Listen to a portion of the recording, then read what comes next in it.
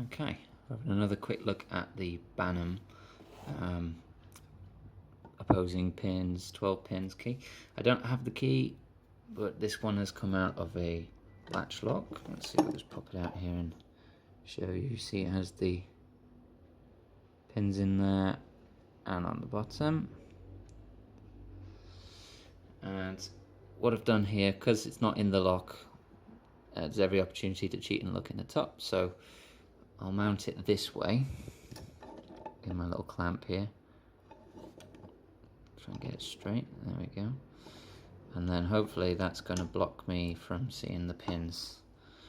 And I've put a little line on the core so that you can, well, for me as well, in the way that I'm turning, it lines up there. So as we pick, I should see it move a little bit, give me a bit of an idea whereabouts we are in the pick. I'm using the cheapest half diamond that you can find, and this tension tool is for locks typically that have a shutter on them, wafer locks, car doors and things like that.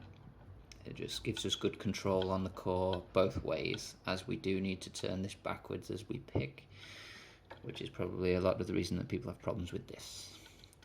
So with the half diamond pointing in towards the pins, by the way, it's quite common for a lock to be mounted this way up as well, so it's actually good practice to do it like this. We're going to apply some tension on in a clockwise direction and face our peak of our diamond downwards onto the pins. Now, why this pick is good to use is, it's going to focus on my hand and not the lock, that's going to be a problem, but never mind. As you run it in the lock, you can count the pins. You see it bounce up, 1, 2, try again, 1, 2, bigger gap, 3, 4, 5, 6 chambers of opposing pins. Here we go. So pin 2 gives a good click. I pushed him over to the right. So nothing on pin 1, that's solid. That means he's probably already set. Both directions he's solid. If you press it one way and it's solid, and then press it the other way and it's not, then that means you've got to press it the way that it's not solid and back off your tension until you hear the click and the pins drop into the core. Because that's what we're doing here. We're trying to get the pins into the core and out of the side. So pin 1 solid. Pin 2 we know we just set. Pin 3 springy on the left, solid on the right. So we'll take pin 3, press to the left and release on the tension and listen for the click. Okay, got a click, and our little line still tells us that we are in a pick, so it hasn't reset, so that's good. So 1, 2 and 3 stacks should be set. So we'll move 1, 2, 3 onto the 4, solid in both directions. 5, again springy to the left and solid to the right, so we'll press to the left, back off the tension,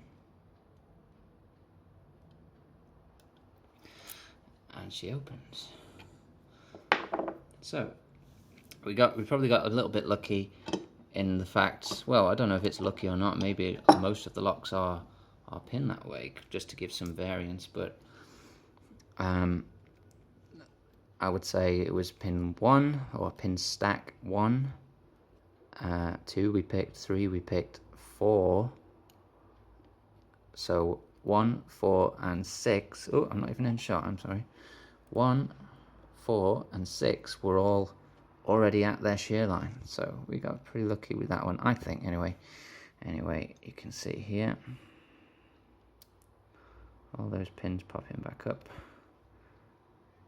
and then the bottom. I'm not going to take this apart to show you because I will make a mess and never get it back together again.